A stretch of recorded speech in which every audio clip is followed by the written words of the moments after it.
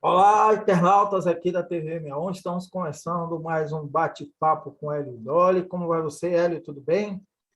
Tudo bem, Negrão? Como é que vai? Bom dia a todos e todas. Muito bom. No bate-papo com o Hélio Dolly de hoje, nós vamos falar da CPI. A CPI está finalizando e ela vai acusar Bolsonaro, né, que sofreu recentemente uma derrota com relação à MP, a medida provisória das fake news, né? Mas ele continua, embora esses reveses, ele continua passando a famosa boiada, né?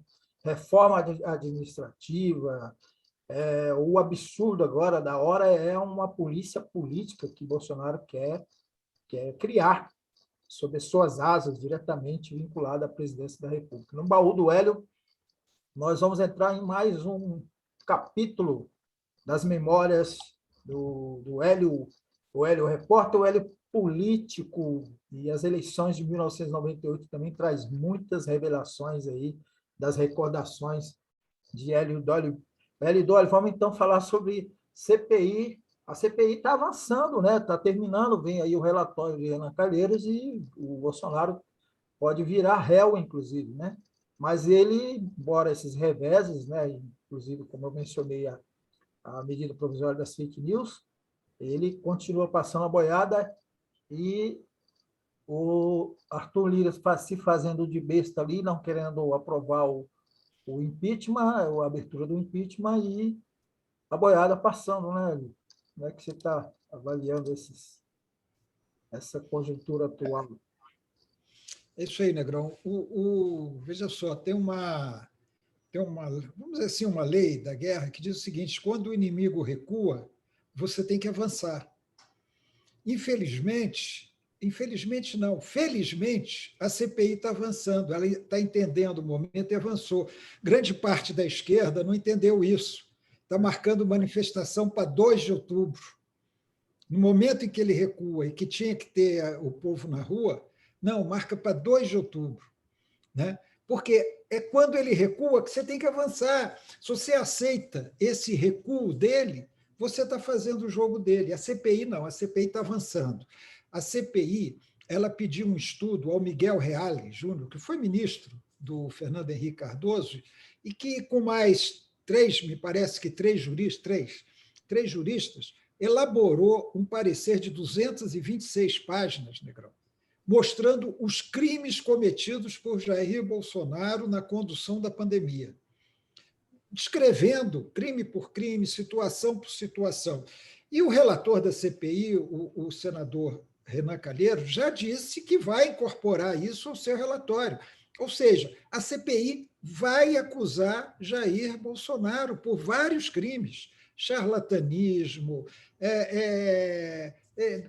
improbidade administrativa, prevaricação, e está abordando a questão da vacina, corrupção na questão da vacina, o charlatanismo com os remédios falsos, crime contra a humanidade, crime contra a administração pública, crime contra a saúde pública, crime de responsabilidade. Então, assim, o Jair Bolsonaro, a CPI vai acabar acusando o Jair Bolsonaro de crime. Isso é muito importante. Por outro lado, a CPI também vai propor ao Congresso, também elaborado por juristas, já existe um projeto até, mas por um parecer elaborado por juristas, vai propor uma mudança aí na lei do impeachment, para acabar com esse absurdo, que é um presidente da Câmara, que muitas vezes é presidida por bandidos, como Eduardo Cunha, como Arthur Lira, tenha o poder absoluto de dizer se um processo de impeachment acontece ou não.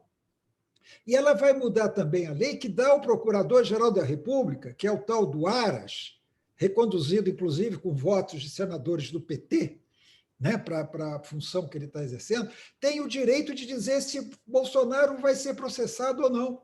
Passa tudo pela mão dele. A CPI quer mudar isso, e talvez consiga.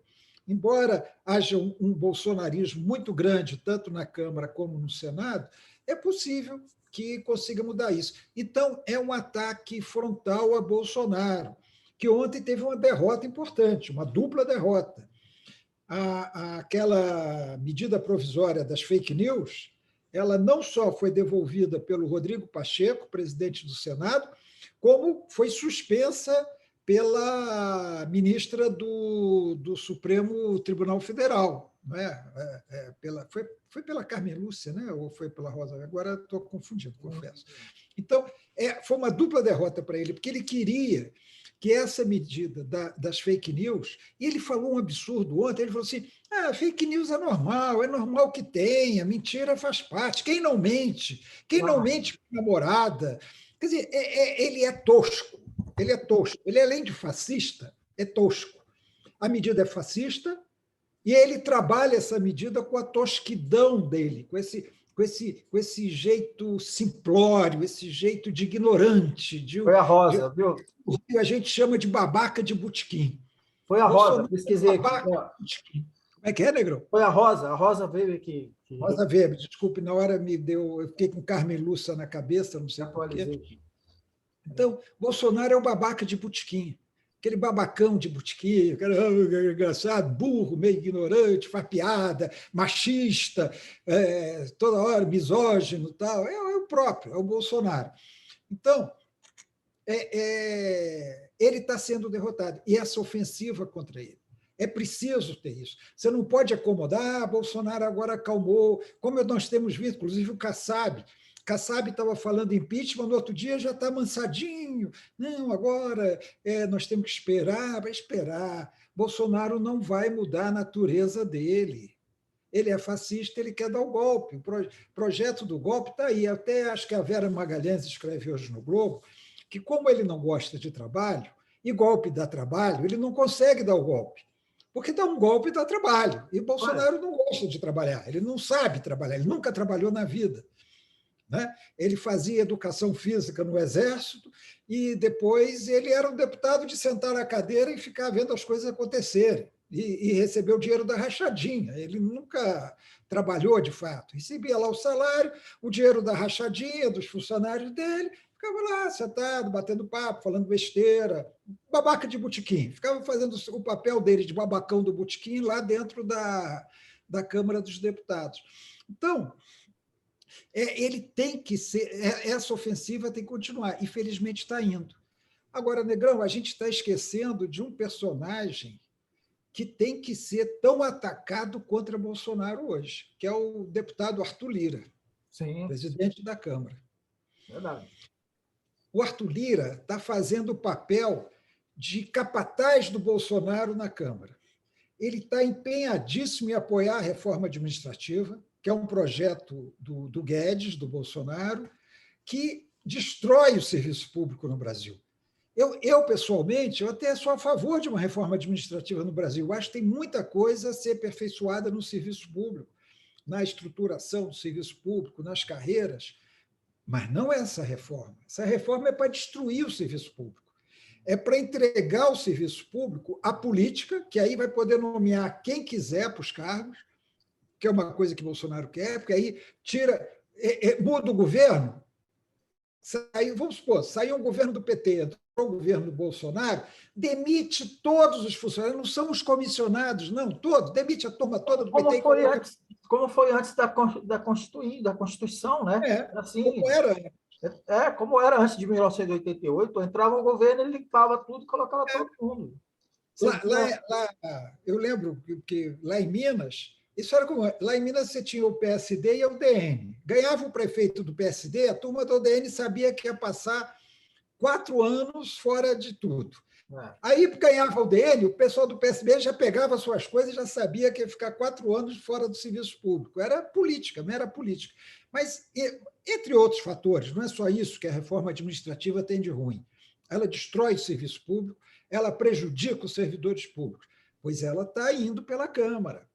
O major Vitor Hugo, que é do PSL e é fiel a Bolsonaro, tem um projeto que é um absurdo, um projeto combinado com Bolsonaro. Ele cria uma polícia secreta política no Brasil.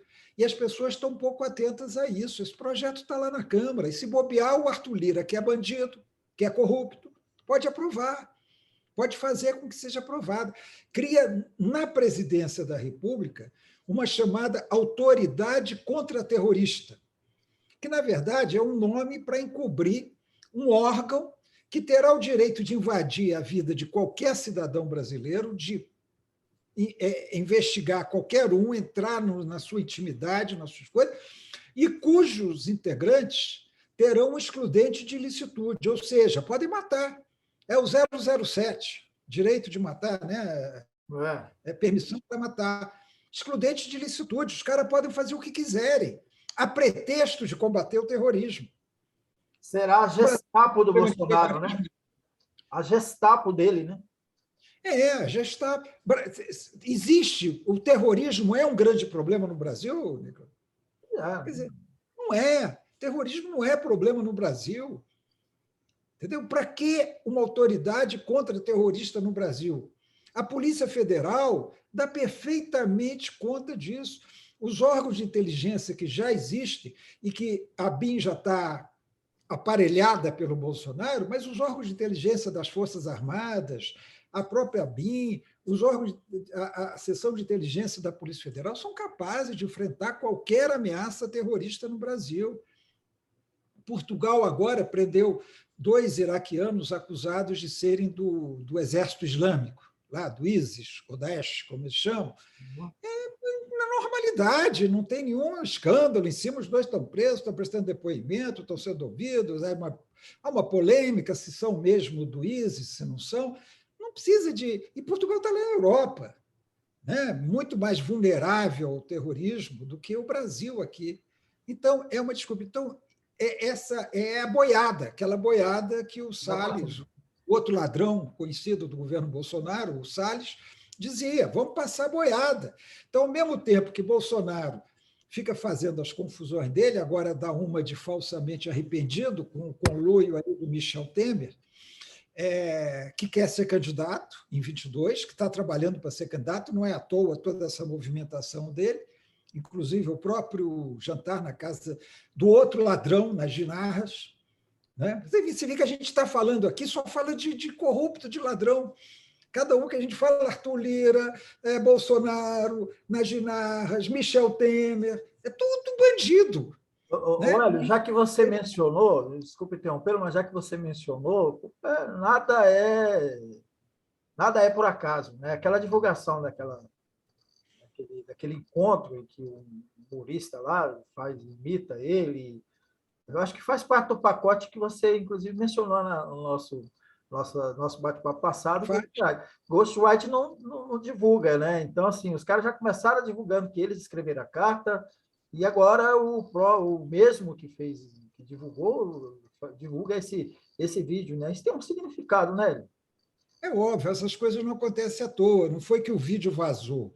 O Elzinho Moco, que é o marqueteiro, entre aspas, do Temer, eu diria que é o cúmplice do bandido Temer, o Elzinho Moco filmou e mandou para jornalistas.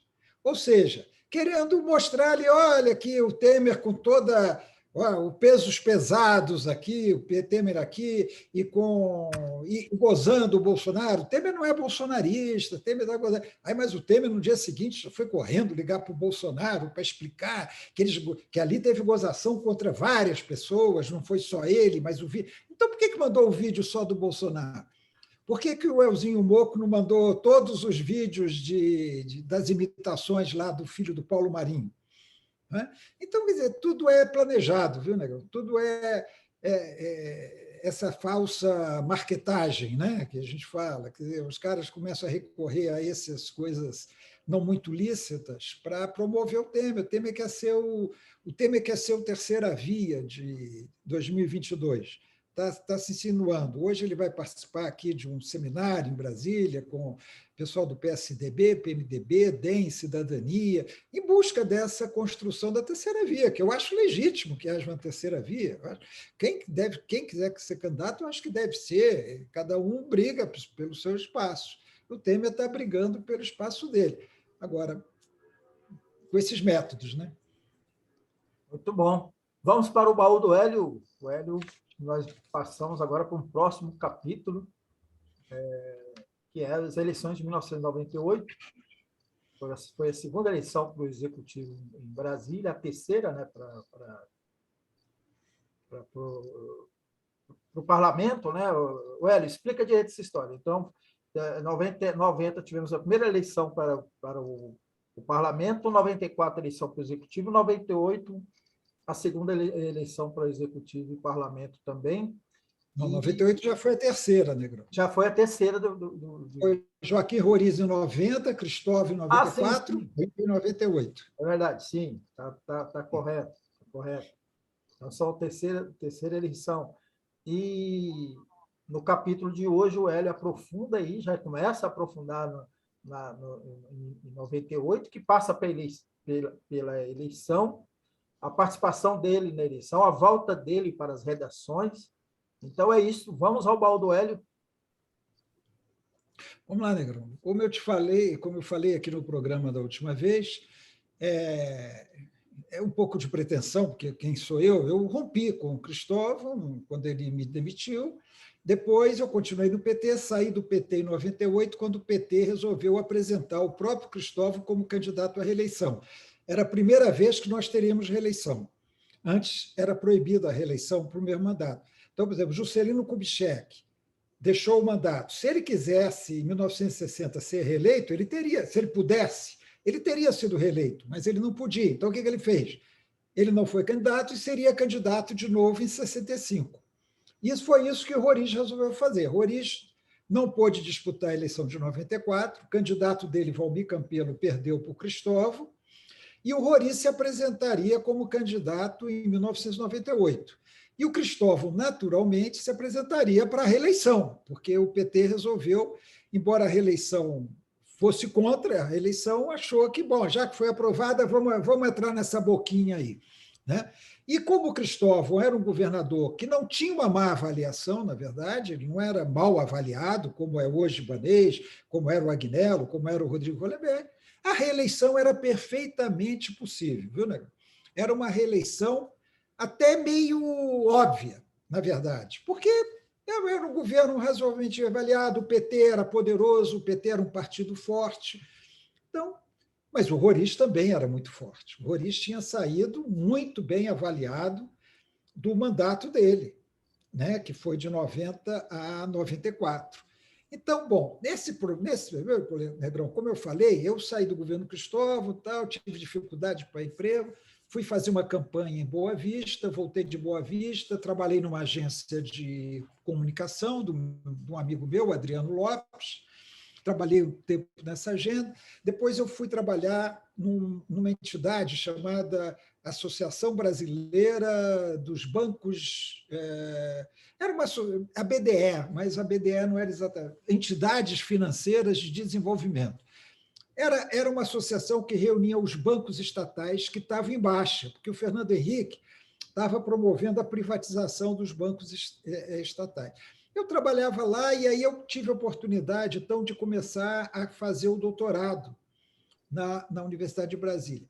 Aí fui convidado, Negrão, para 3 campanhas em 98. Fui convidado pelo próprio Roriz, fui convidado pelo Arruda, que foi candidato a governador, era a terceira via da época, e fui convidado pelo Luiz Estevão para a candidatura dele ao Senado, para trabalhar nessas 3 campanhas. Eu recusei as 3. Então, para situar, eu tinha conhecido o Roriz antes. Eu conheci o Roriz nessa época. Conheci o Roriz, marcaram um jantar em que estava eu, o Wellington Moraes, que hoje é secretário de comunicação, que outro dia até expediu uma nota contra mim, e o Eri Varela, o advogado Eri Varela, já falecido. Nós fomos jantar num Lakes, que era lá no Lago na época. E ali eu fui convidado para entrar na campanha. Eu fiquei de dar a resposta depois, mas ali, confesso que ali eu já saí decidido a não fazer a campanha. Só não quis ser indelicado de já responder na hora. O Arruda me chamou também. O Arruda estava se lançando candidato pelo PSDB, que era o partido dele, e seria uma terceira via entre o Roriz e o Cristóvão. E Arruda era senador, ele estava, né, na metade do mandato dele. Eu também recusei o convite do Arruda. O Luiz Estevão me chamou para a candidatura dele ao Senado. Eu quero dizer aqui que eu fui colega do Luiz Estevão no CIEM, no 2º grau, Conheço o Luiz Estevam desde o segundo grau. Depois tinha uma relação com ele eventual, quando ele era empresário, não era político ainda, ele era empresário, e eu era jornalista, tive uma relação. E ele me ajudou na minha campanha de 86. Ele me ajudou por intermédio de um outro amigo nosso de colégio, o Ítalo Silgueiro, que é dono ainda de uma agência de publicidade que atendia as empresas do Luiz Estevam. E o Ítalo falou, olha, porque vamos conversar com o Luiz Estevam, ele pode te ajudar na campanha. Tal. Naquela época, essa coisa era mais frouxa, né? Como nós já falamos aqui. E o Luiz Estevam realmente me ajudou. Ele pagou a impressão de uns cartazes na gráfica do Jornal de Brasília e ele me cedeu um Fiatzinho, um Fiat Uno, na época chamava 147. Ele tinha uma revendedora de automóvel e ele me ajudou nessa campanha. Depois nós tivemos altercações, eu fiquei um tempo sem falar com ele, quando eu era secretário de governo e ele era deputado estadual, deputado distrital que fazia oposição ao governo do Cristóvão. Eu fiquei alguns meses sem falar com ele, depois a gente se recompôs. Bom, ele me convidou, eu lembro que foi até lembra da academia de tênis? Sim, famosa. Foi uma conversa ali na academia de tênis. E eu falei com ele, Luiz, eu não vou fazer sua campanha, a gente não tem identidade, mas não é por isso. Eu, como profissional, eu poderia fazer sua campanha. Só que se eu fizer sua campanha, eu vou perder os amigos que eu tenho hoje e não vou ganhar outros amigos, porque o seu pessoal não vai ser meu amigo. Eu lembro que eu briguei, ele falou, não, você tem toda a razão e tal. Bom, eu estou dizendo isso para dizer por que eu não aceitei nenhuma dessas 3 campanhas. Não foi por uma questão ideológica, não. Não foi uma questão de, não trabalho para fulano, que eu encararia profissionalmente. Foi porque eu não considerei correto que, tendo sido coordenador da campanha do Cristóvão em 94, eu fosse coordenador de uma campanha de alguém contra o Cristóvão em 98, apenas 4 anos depois. Eu me impus uma quarentena. De não trabalhar na campanha. Estava lá. Ética, né? Hã? Uma questão ética aí no meio, né? Questão ética. Eu repeti agora, depois do Rodrigo Hollenberg, mas aí fica para frente. Eu também fiz isso agora, na última eleição. Eu não entrei na campanha, porque eu tinha coordenado a campanha do Hollenberg e não iria trabalhar contra ele. Eu tive convite. Então, mas vamos voltar para 98. Eu estava bem. Aí o Noblar me chamou para ir para o Correio Brasiliense, para ser editor internacional do Correio Brasiliense, editor de mundo. E eu aceitei. Falei, vou voltar para a redação. Eu gosto de ser editor, eu gosto de ser jornalista. Eu era assessor de comunicação da BDE. E fui para o Correio Brasiliense. Algumas pessoas chegaram para mim e falaram assim, sabe por que o Noblar está te convidando? Eu não sei até hoje, eu nunca falei isso para nós. Sabe por que ele está te convidando? Não. Ele está te convidando para te tirar da campanha contra o Cristóvão, porque o Noblar está apoiando o Cristóvão. O Noblar apoiou abertamente a candidatura do Cristóvão. Né? Abertamente, não escondeu isso. Ele está te tirando da campanha. Eu falei, olha, ótimo, porque nem precisava, que eu não ia fazer campanha contra o Cristóvão, ainda ganhei um emprego no Correio Brasiliense. Mas isso era brincadeira. Noblar me conhecia como jornalista, sabia. Eu fui ser editor de mundo, fiquei lá, foi uma ótima experiência, gostei muito, gostava de trabalhar com Noblar, gostava da editoria, tinha uma boa editoria, tal. Bom, isso não é o caso. Então, eu fiquei fora da campanha 98. Eu estou fazendo toda essa introdução para dizer que eu não estive dentro da campanha de 98 como eu estive na de 94. Em 98, eu era editor de mundo do Correio Brasiliense. Estava totalmente afastado das questões locais. Eu não participava de nada do ponto de vista profissional no jornalismo de política. Não, eu acompanhava como interessado, lia muito sobre isso, conversava com as pessoas, conversava com os jornalistas que estavam cobrindo as campanhas. Então, e conversava com meus amigos que estavam nas campanhas. Né? Eu tinha vários amigos que estavam nas diversas campanhas, inclusive do Arruda. Né? Alguém pedia algum conselho, alguma orientação a esses amigos? Não, não, o único que de vez em quando me conversava um pouco comigo era o Arruda. Da área do Cristóvão não veio nada. Eu era o demônio para eles. O Roriz nada, e na área do Arruda conversava. Não, teve também, eu até conversei com o Wellington Moraes na época também, o Wellington me procurou para conversar, mas eram conversas sem maiores, entendeu? Alguma coisa. Bom, aí o que aconteceu nessa eleição? Essa eleição ela é interessante que uma coisa que não é comum é um governador não se reeleger. Aqui em Brasília, a partir dela virou comum, né? Mas geralmente é tido assim que no Rio Grande do Sul e Distrito Federal não se reelege. Esse é o mito que corre aí por aí. Mas o Cristóvão podia se reeleger. O que aconteceu? No primeiro turno, né, a coisa foi mais ou menos como se esperava. O Roriz era forte, o Roriz tinha apoio.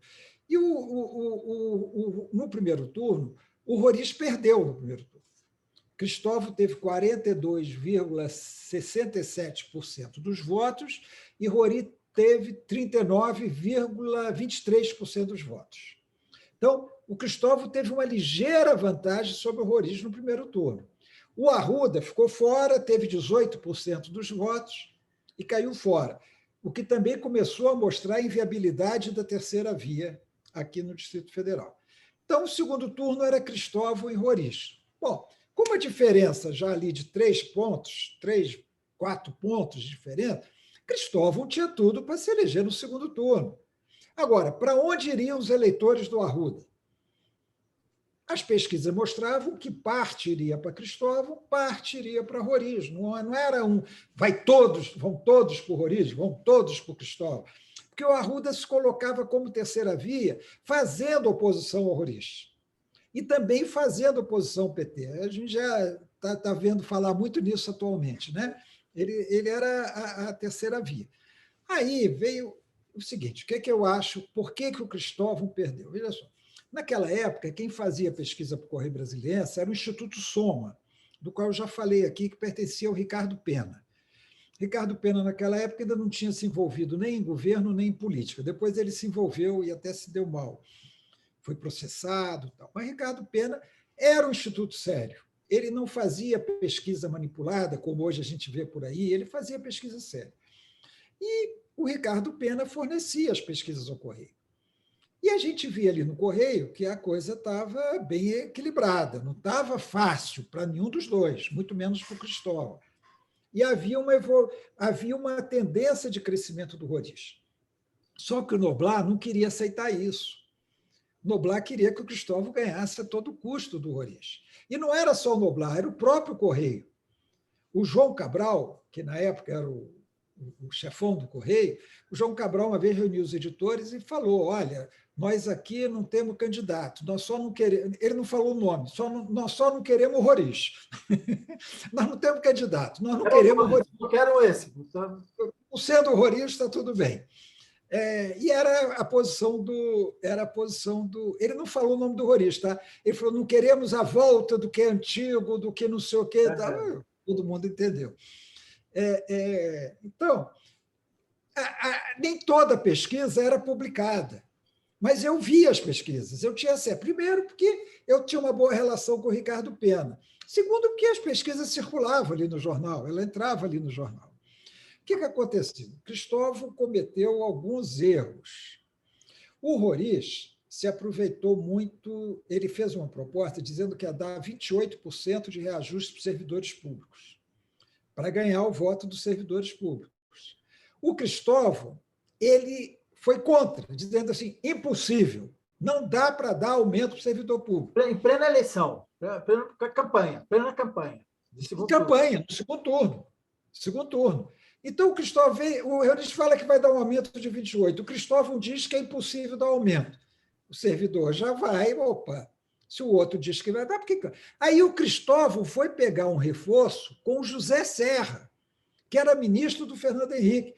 Aí o Correio Brasiliense, achando que estava ajudando o Cristóvão, publicou uma manchete com o Serra dizendo que era impossível dar o aumento, que não tinha como dar aumento. Isso aí favoreceu o Roriz. Por quê? Porque o pessoal, o ministro lá, do Fernando Henrique, vem dizer que não dá, e isso já favoreceu o Roriz. Como eu sempre digo, Nunca existe uma única razão para você vencer ou para você perder uma eleição. As pessoas falam, perdeu por causa disso, ganhou por causa disso. Não, é um conjunto de fatores que, às vezes, algum tem um peso maior. Isso aí foi muito importante. Outro fator foi uma greve de professores, que dizem, acho que foi a maior greve de professores que já houve em Brasília. O desgaste do Cristóvão em cima dessa greve foi muito grande. E o Cristóvão se desgastou muito com os professores, e é paradoxal. E ele reconhece isso, que ele já falou isso. No início do governo, deu uma sobra lá de caixa, o Cristóvão resolveu dar um aumento para os professores. E eu falei com ele, Cristóvão, eu acho que não é a hora. Não é a hora, você vai ter problema mais na frente, vamos com cuidado com isso. E depois, os professores não estão reivindicando esse aumento. Então, você vai dar um aumento e o sindicato não vai faturar politicamente esse aumento. Abre uma negociação, então, com o sindicato, para o sindicato pedir o aumento e a diretoria do sindicato faturar o aumento. Isso faz parte do jogo. Ele não, é a coisa, aquela turminha dele lá buzinando o ouvido, Elimar Nascimento, outros incompetentes buzinando o ouvido, ele deu o aumento. Depois, lá na frente, ele falou que foi um dos grandes erros que ele teve no governo dele. Porque ele não ficou sem dinheiro lá na frente, por causa desse aumento, e os professores não apoiaram ele. Os professores não apoiaram ele mais na frente e ainda fizeram uma greve enorme. Essa greve prejudicou muito o Cristóvão. Outro fator, esse aí é que as pessoas... Cristóvão perdeu por causa disso. Teve o debate, você talvez lembre disso, teve um debate em que o Cristóvão espezinhou o Roriz. O Roriz tem dificuldade enorme de debate, articular as palavras, articular o pensamento, era um negócio terrível. O Roriz era um cara péssimo para debate. E o Cristóvão, em determinado momento, o Cristóvão, todo seguro, pegou um copo d'água, falou, aqui, eu pego o copo d'água sem tremer, quero ver o senhor pegar esse copo d'água sem tremer. Tal. E aquilo ali pegou muito mal, porque deixou o Roriz, assim, foi o cara poderoso, sabe? O cara que espezinhando em cima do outro, humilhando uma outra pessoa. E ali foi muito ruim para o Cristóvão, as pesquisas mostraram isso. As pesquisas, na época, mostraram isso. Foi muito ruim para o Cristóvão isso. Mas não foi só isso, óbvio. Agora, o que mais derrotou o Cristóvão, na minha opinião, e aí eu vou voltar a esse personagem que, para a minha vida, foi muito nefasto. Ele entregou, em vez de ele entregar a pesquisa a profissionais de pesquisa, quem fazia a pesquisa para ele era o famoso professor Elimar Nascimento, da Universidade de Brasília, sociólogo, que errou o tempo todo. Enquanto o Roriz tinha pesquisas corretas, o Elimar dava pesquisas falsas para o Cristóvão. Falsas não porque ele quisesse falsificar, porque ele não sabia fazer pesquisa. Não era o ramo dele. E as pesquisas davam vitória para o Cristóvão. E o Noblar chegava lá no Correio Brasiliense com as pesquisas do Elimar. Olha aqui, Cristóvão está na frente, 5 pontos. Não, tá não. Sabe? Tá não, a gente está vendo outras pesquisas. Tem aí o Ibope, tem não sei o quê. Não está. Não, o Cristóvão está na frente. Não. Chegou no ponto que, quando chegou o dia da eleição, eu lembro até o lugar que eu estava, eu tinha ido ao cemitério. Eu não sei porque naquele dia eu resolvi ir lá ao cemitério, ver os túmulos de minha filha, tal, meus filhos que estão lá. E quando eu estava lá, o Ricardo Pena me ligou. Era o dia da votação à tarde. Me ligou. Falou, Hélio, o Roriz está com 5 pontos na frente na boca de urna. Eu passei para o Noblar não está acreditando. Eu saí do cemitério e fui para o jornal que eu ia trabalhar. Fui para o jornal trabalhar. Cheguei lá, o Noblar escondeu a pesquisa do Ricardo Pena. Não divulgou a pesquisa do Ricardo Pena, que dava o Roriz 5 pontos na frente. E a pesquisa do governo, do Cristóvão, dava o Cristóvão vencedor da eleição, facilmente vencedor da eleição. Você imagina, Negrão, ter uma estratégia de campanha com a pesquisa errada? Te derruba totalmente. Você vai por um caminho e a pesquisa está errada, você está errado. Cristóvão achou que já tinha ganho aquela eleição. E tanto achou, não sei como é que está nosso tempo, Negrão. Está tempo. A TV Brasília, naquela época, fazia uma programa. A TV Brasília era do Correio Brasiliense totalmente naquela época, era lá no mesmo prédio. Fazia um programa de entrevistas, chamava as pessoas. O programa, que era ancorado pelo Noblar, foi todo estruturado para a vitória do Cristóvão. Os convidados eram o pessoal do PT, era Arlete era candidata a Senado, né? Era candidata ao Senado, contra o Luiz Estevão. Era uma vaga só. Então, todo o programa foi estruturado. Bom, eu sabia da pesquisa da Soma. Para mim, e eu acreditava na pesquisa da Soma. Falei, o Roriz vai ganhar, e vai ser um problema isso aqui. Mas fiquei na minha, falei com o Noblar. Noblar, a Soma da vitória do Roriz. Não, está errado. O Ibope já deu Cristóvão também, porque o Ibope parece também, deu que Cristóvão ia ganhar. O Elimar está dando. Ele não falava Elimar. A pesquisa do Cristóvão também estão dando tal. Aí, em determinado momento, estava correndo a apuração, tinha aqueles mapas impressos, né? Naquela época, né? Nós estamos falando de 98. Chegava aqueles mapas impressos. Aí, em determinado momento, todo mundo lá, uma certa euforia no Correio. A redação do Correio quase toda era Cristóvão, quase toda. O Paulo Pestana, que hoje é assessor do Ibanez, o Paulo Pestana falou assim, gente, olha aqui esses mapas. Espera aí, vou chamar... Eu estava lá na minha editoria de mundo, tá? Cuidando dos casos internacionais. Você estava em outro mundo, né? Estava em outro mundo. Aí o Paulo Pestana falou, Hélio, você que entende disso, vem dar uma olhada aqui. O Paulo Pestana estava sendo malandro, porque ele já tinha sacado. Ele queria que eu reafirmasse o que ele já tinha visto, que lá estava uma euforia da vitória do Cristóvão. Eu fui lá olhar aqueles mapas e tal, e falei, olha, por esse mapa aqui o Roriz ganha. Aí todo mundo, como assim? Eu falei, olha, gente, já apurou o plano piloto, já apurou. Não apurou ainda Samambaia, não apurou tal. Sabe aquela coisa que você vê pela área em que cada um tem. Então, com essa diferençazinha que está aqui, o Roriz vai passar o Cristóvão.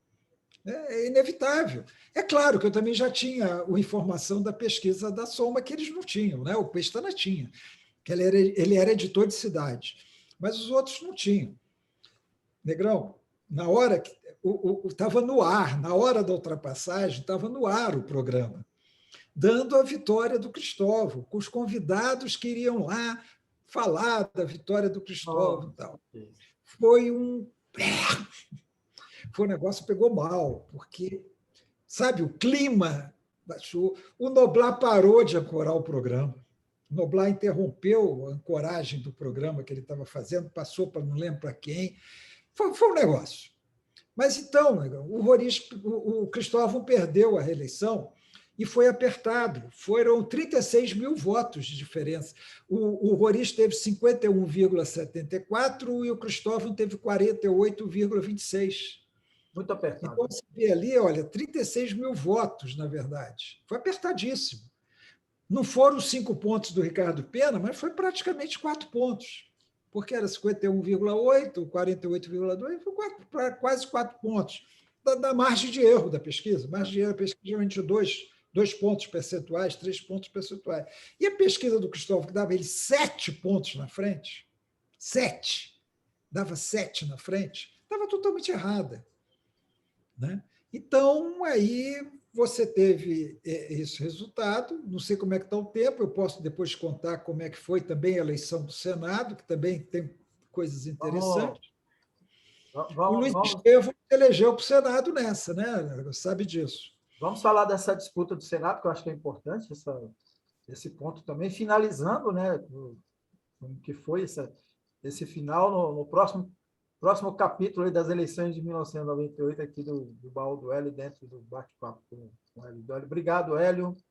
Obrigado você que está nos assistindo aí. A gente volta na sexta-feira com mais um bate-papo com o Hélio Dolly. Não se esqueça de se inscrever aí no nosso canal. Grande abraço para todo mundo.